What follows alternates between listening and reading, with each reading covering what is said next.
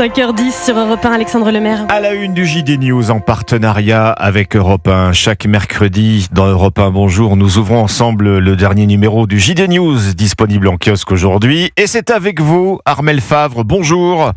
Bonjour. Journaliste au JD News, Armelle, vous signez cette semaine un article sur l'effondrement de la natalité en France. D'abord, les chiffres, ce sont les plus bas depuis plus d'un siècle. Oui, effectivement, les chiffres sont tombés. 663 000 bébés ont vu le jour selon l'INSEE cette année. C'est 2,2% de moins qu'en 2023.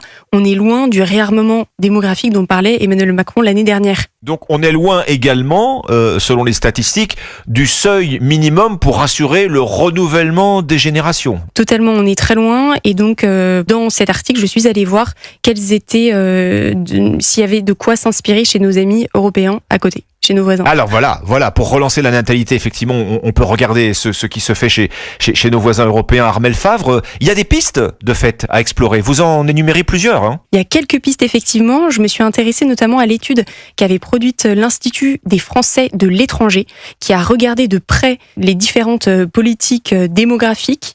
Et il y a deux pays qui ont retenu particulièrement mon attention. C'est celui de la Suède et celui de la Hongrie. Alors la Suède, par exemple, l'exemple suédois, en quelques mots.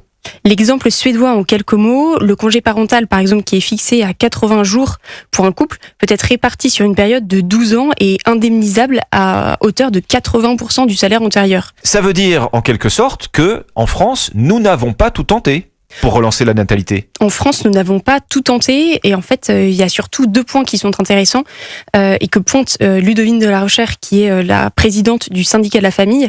Elle dit qu'on a besoin surtout de stabilité et de globalité. Toutes les pistes n'ont pas été explorées et surtout, les politiques natalistes ont besoin de temps pour être visibles. Donc ça veut dire qu'il faut enclencher des choses chez nous qui auront des fruits dans 10 ou 20 ans. Au final, qu'est-ce qu'il manque à la France ? Est-ce qu'il s'agit seulement de volonté politique ? Est-ce qu'il y a autre chose également ? Alors, elle parle vraiment d'un état d'esprit à avoir, donc c'est quelque chose de très global.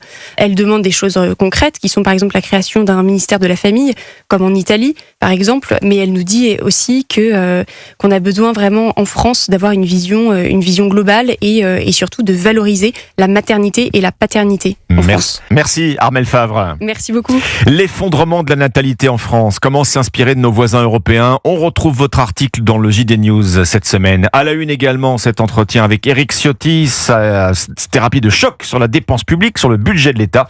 Et puis Trump, un président qui bouscule le monde.